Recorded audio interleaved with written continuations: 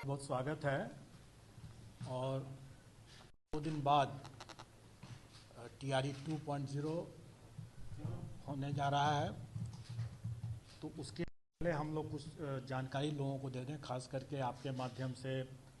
Candidates को जानकारी बहुत आवश्यक है। पहली बात कि हर बार की तरह 1 घंटा पूर्व सेंटर तो और इस बार हम लोग एंट्री के समय बायोमेट्रिक वेरिफिकेशन ज़्यादा स्ट्रिक्टली करेंगे, क्योंकि हम लोग का ये प्रयास है कि अगर कोई भी इम्पर्सनेशन, कोई भी मुन्ना भाई अगर हैं तो परीक्षा के दौरान ही हम लोग पकड़ लें। इसलिए हम लोग एंट्री के समय में ही काफ़ी सतर्कतापूर्वक उनकी बायोमेट्रिक चेकिंग की जाएगी। इसमें ज़्यादा समय लगना स्वाभाविक है और इसलिए हम सबसे आपके माध्यम से सभी अभ्यर्थियों से अनुरोध करेंगे कि वो लोग पर्याप्त मार्जिन रखते हुए पहले ही पहुंच जाएं सेंटर पर और अपना जगह ले लें। दूसरा कि पिछले बार कैंडिडेट्स लोगों ने कई तरह की गलतियां किया था, जैसे रोल नंबर की गलती एक बहुत प्रमुख गलती थी। कोई एक डिजिट छूट गया, कभी कोई दूसरा डिजिट छूट गया, कोई गलत लिखा गया, तो इसके कारण से जो कठिनाई हुई थी, तो इस बार हम लोगों ने उनके एडमिट कार्ड में, आप लोग देख सकते हैं यहाँ पर, ये एडमिट कार्ड का एक नमूना है। ये एडमिट कार्ड में ही यहाँ पर बना हुआ है, उनको अपना रोल नंबर अपना रंगने के लिए।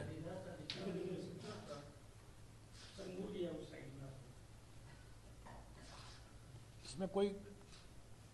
ऐसा कोई अजूबा चीज़ नहीं है जिसके लिए आपको फ़ोटो खींचने की ज़रूरत पड़े, लेकिन ये उनके लिए है कि अगर वो अपने घर पर बैठे हुए ठंडे दिमाग से, क्योंकि एग्जामिनेशन हॉल में प्रेशर में, तनाव में आकर के वो कई गलती कर देते हैं,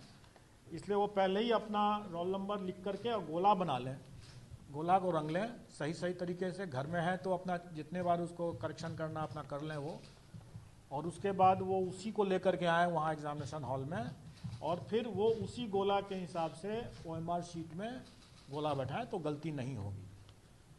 चांसेस कम है गलती होने का। दूसरा, पिछले बार हम लोगों ने देखा था कि वो सब्जेक्ट कॉम्बिनेशन गलत डाल दिए, और हम लोगों के पास में ऐसे कंप्लेन भी आते हैं कि भाई हमने तो ये, हमारा तो नंबर कम हो गया, लेकिन कई लोगों ने जैसे हिंदी और उर्दू बांग्ला जो भी सेलेक्ट करना था तीनों रंग दिया है। अब आप सुनते रहिए उसमें बैठ कर कि कौन सही है कौन गलत है, और उसके नेचुरली अगर उसका सिलेक्शन नहीं हुआ तो अब कंप्लेन का रोने लगने की स्थिति हो जाती है। तो उन सब चीज़ों को ध्यान में रख करके हम लोगों ने इस बार पहले ही साफ कर दिया कि हम आवेदन में जो लेंगे, जो आप ठंडे दिमाग से, चूँकि आप आवेदन भर रहे हैं तो आप ठंडे दिमाग से अपना भर रहे हैं, जो भी सब्जेक्ट कॉम्बिनेशन चुन रहे हैं आप उसी समय चुन लें आराम से। और एग्जामिनेशन हॉल में हम कोई सब्जेक्ट कॉम्बिनेशन आपसे नहीं पूछेंगे, क्योंकि हम पूछते हैं आप गलती करते हैं, फिर उसके बाद कॉम्प्लिकेशंस होता है। आपकी सहूलियत के लिए, मतलब अभ्यर्थियों की सहूलियत के लिए कि उसने क्या सब्जेक्ट कॉम्बिनेशन चुना है। वैसे तो हम लोग एडमिट कार्ड इतना नज़दीक है इसलिए उसको याद तो होना चाहिए कि उसने क्या चुना है,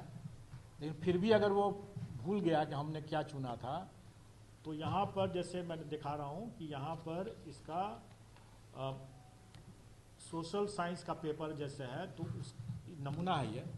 जैसे रियल केस ही है लेकिन है नमूना के लाया गया है। हिस्ट्री एंड पॉलिटिकल साइंस, इसमें उसका कॉम्बिनेशन अंकित है। तो कहने का मतलब ये है कि अगर कोई भूल भी गया हो, अगर वो कि उसको हिस्ट्री पॉलिटिकल साइंस क्या कॉम्बिनेशन चूज़ करना है, किसका आंसर देना है, क्योंकि इसके बुकलेट में हिस्ट्री का भी क्वेश्चन रहेगा, पॉलिटिकल साइंस का भी रहेगा, ज्योग्राफी का भी रहेगा और इकोनॉमिक्स का भी रहेगा, लेकिन उसको करना है हिस्ट्री एंड पॉलिटिकल साइंस के। और अगर हिस्ट्री पहले है तो पहला 40 क्वेश्चन जो होगा, मतलब मेन कॉम्बिनेशन पार्ट का, वो हिस्ट्री का करना है, और दूसरा पॉलिटिकल साइंस है तो अंतिम 40 क्वेश्चन जो होगा वो पॉलिटिकल साइंस का ही करना है उसको, क्योंकि जिस सीक्वेंस में यहाँ पर लिखा हुआ है, जिस सीक्वेंस में उसने भरा है, इसी सीक्वेंस में उसको आंसर करना है। और ये सीक्वेंस वहाँ पर दिया हुआ है जो उसने भरा है कि पार्ट ए में हम हिस्ट्री एंड पार्ट बी में हम पॉलिटिकल साइंस, तो उसको उसी हिसाब से प्रथम 40 जो है उसको हिस्ट्री, द्वितीय पॉलिटिकल साइंस, इस तरह से चुनना है। तो सर 100 का क्वेश्चन नंबर है, जैसे कि आपने अभी 160 क्वेश्चन दिया है इस हिसाब से। 150 क्वेश्चन, 160 नहीं है, 150 क्वेश्चन। मैं एक्सप्लेन कर देता हूँ, मैं आपको एक्सप्लेन भी कर देता हूँ, क्योंकि आप लोग भी क्लियर रहें और अपने संपर्क में और अपने मीडिया के माध्यम से अभ्यर्थियों को भी सतर्क कर दें। वैसे है, मुझे उम्मीद है कि अभ्यर्थी ज़्यादा जानते होंगे क्योंकि उन्होंने इसकी प्रैक्टिस भी किया होगा, तो इसलिए मैं मानता हूं कि वो ज़्यादा जानते होंगे। लेकिन फिर भी आप सबकी जानकारी के लिए प्रथम 30 क्वेश्चन जो हैं किसी भी पेपर में, प्रथम 30 क्वेश्चन जो हैं वो लैंग्वेज क्वालिफाइंग के हैं, और उसके बाद जो 120 क्वेश्चन हैं,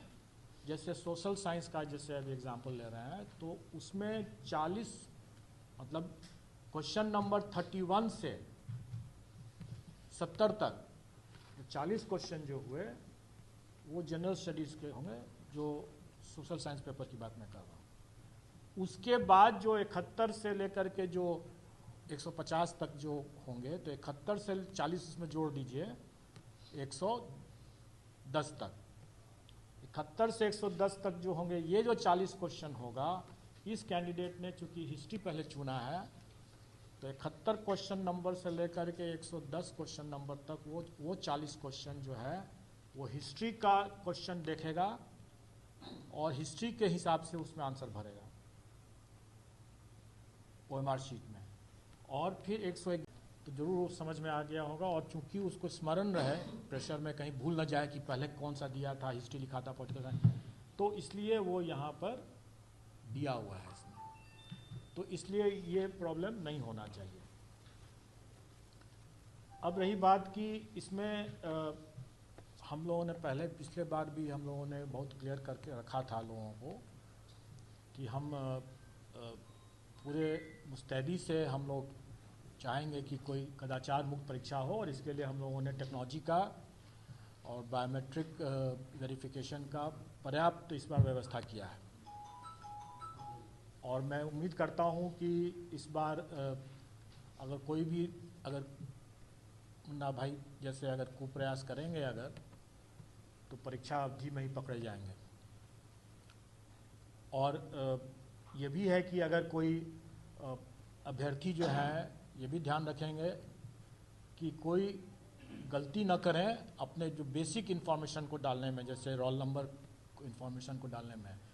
हम लोगों ने सीरीज़ को, जो क्वेश्चन सीरीज़ की भी गलती करते थे, तो क्वेश्चन सीरीज़ को इस बार हम लोगों ने हटा दिया है। इसका यह मतलब नहीं है कि क्वेश्चन अलग अलग सीरीज़ के नहीं होंगे, वो क्वेश्चन अलग अलग सीरीज़ के हैं और उसके OMR में वो प्रिंटेड रहेगा पहले से, उनको नहीं प्रिंट करना होगा, लेकिन क्वेश्चन सब अलग अलग सीरीज़ के रहेंगे और रैंडमाइज भी रहेंगे, डबल रैंडमाइज रहेगा, और वो सब अपनी जगह पर है ही। अगर कोई सिस्टम में अगर वो ब्रीच करने की कोशिश करेंगे, जैसे फ्लूइड लगा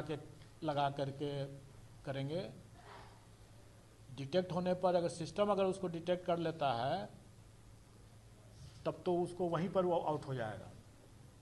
लेकिन अगर सिस्टम नहीं डिटेक्ट करेगा तो भी हम लोग मैनुअली भी चेक करेंगे। इसलिए उनको ध्यान रखना होगा कि भाई इस तरह का कोई कुप्रयास ना करें। कई बार लोग फ्लूइड नहीं, जैसे आजकल जैसे फ्लूइड नहीं लेके जाते हैं, चाइनीज़ पेन लेके जाने की कोशिश करेंगे, या लेकिन आप हमारे OMR में कुछ ऐसे टेक्निक लगा हुआ है इस बार कि वैसा भी कुप्रयास ना करें वो, क्योंकि पकड़े जाने पर उसकी खामियाजा बहुत ज़्यादा हो जाएगा। और हम लोगों ने नेगेटिव मार्किंग नहीं रखा है, तो हम मान के चलते हैं कि थोड़ा बहुत तो वो लोग अपना अंदाज लगा ही सकते हैं, लेकिन इस तरह का कुप्रयास बिल्कुल ना करें कि नाखून से या ब्लेड से या फ्लूइड लगा करके या चाइनीज़ पेन से इरेज करने का कोशिश करेंगे, क्योंकि हम सबका मैनुअल चेकिंग करेंगे। जो सिस्टम से पकड़ लेगा नहीं तो मैनुअल चेकिंग तो होना ही है, और इसमें कड़ी कार्रवाई हो जाएगी उस पर, इसलिए वो ऐसा प्रयास ना करें। और कई बार हम लोगों ने देखा है, बल्कि इस परीक्षा में तो उतना नहीं, लेकिन किसी दूसरी परीक्षा में हम लोगों ने देखा, बड़ा अफसोस भी हम लोगों को हुआ कि एक कैंडिडेट ने 8-9 9 क्वेश्चंस पर क्या किया कि उसको जैसे डाउट होता है कैंडिडेट्स को कोई आंसर पर, तो एक डॉट लगा दिया वहाँ पर। और बाद में उसने सही आंसर दिया है, लेकिन शुरू में अगर डाउट है तो वहाँ पर डॉट लगा दिया। OMR पर डॉट न लगाएं, क्योंकि वो उस कैंडिडेट के केस में हम लोग 8 से 9 क्वेश्चंस को हम लोगों ने हटा दिया। उसका करेक्ट आंसर था, लेकिन चूंकि उसने बगल में दूसरे गोला के अंदर में भी अगर डॉट लगा के रखा था, और हमने जैसा बताया कि हम मैनुअली चेकिंग करते हैं, बहुत अफसोस है मुझे कि उस कैंडिडेट का उसके कारण से नहीं हुआ।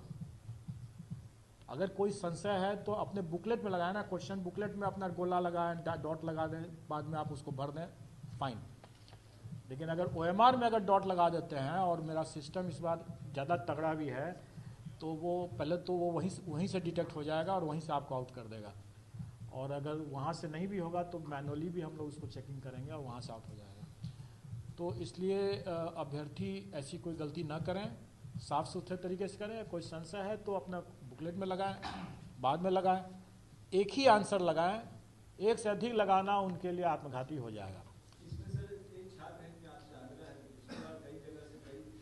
अभ्यर्थियों ने कहा कि जो इन्विजिलेटर थे वो क्वेश्चन तक पे टिक नहीं लगाने दे रहे थे या कोई निशान नहीं। तो आप लोग क्लियर कम्युनिकेशन रखिएगा ताकि इस तरह का वो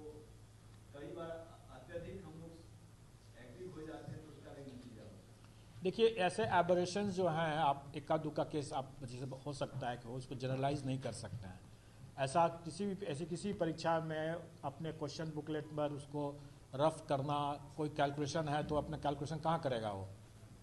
अगर कोई मैथमेटिक्स का अगर कोई सवाल है तो कैलकुलेशन करेगा ना, किसी चीज़ पर करेगा ही, तो कहाँ करेगा वो? इसलिए वो चीज़ नहीं है, वो एक बहुत एक्सट्रीम आप एग्जाम्पल दे रहे हैं, वो ऐसा कोई जनरलाइज नहीं कर सकते हैं उस चीज़ को। आग्रह है कम्युनिकेशन। और मैं इसी संबंध में मैं एक जानकारी दे दूं कि आपने तो बताया कि वो ओवर एक स्ट्रिक्ट हो गए, लेकिन कुछ ऐसे जगह सेंटर्स में हम लोगों को हम लोग तो हमेशा परीक्षा लेते ही रहते हैं, उसके बाद भी कई परीक्षाएं हो चुकी हैं। और अभी आपकी जानकारी के लिए बता दूं कि एक सेंटर में जो हमारे स्टैंडर्ड प्रोटोकॉल हैं, जो हमने कई बार पूर्व के अवसरों में बताया है कि कुछ कार्य हम पर्दे के सामने करते हैं और कुछ कार्य पर्दे के पीछे करते हैं, और हमारे लिए दोनों कार्य बहुत महत्वपूर्ण है, बल्कि पर्दे के पीछे का कार्य ज़्यादा महत्वपूर्ण है। और उसमें अगर कोई हमारे स्टैंडर्ड प्रोटोकॉल को, गाइडलाइंस को अगर उल्लंघन करते हैं तो उस पर सख्त कार्रवाई होगी। और आप लोगों की जानकारी के लिए भी बता दें कि अभी एक सेंटर का नाम तो आपने ले लिया, लेकिन उसकी ज़रूरत नहीं है, सेंटर का नाम लेने की ज़रूरत नहीं है, वैसे सेंटर का नाम ले लिया इन्होंने। वहाँ के सेंटर सुपरिटेंडेंट के सेंटर सुपरिटेंडेंट को निलंबित कर दिया गया। वो हमारे एक स्टैंडर्ड प्रोटोकॉल का एक माइनर उल्लंघन था। लेकिन होता क्या है कि अगर माइनर उल्लंघन ही कभी कभी बहुत मतलब आत्मघाती हो सकता है, उसी के कारण से पूरी परीक्षा प्रभावित हो सकती है। तो इसलिए हम लोग अपने इस पर्दे के पीछे के गाइडलाइंस खास करके, उसमें अगर कोई एक भी माइनर चूक भी किया, और ये कैसे पकड़ा है, सेंटर सुपरिटेंडेंट ने अगर गलत किया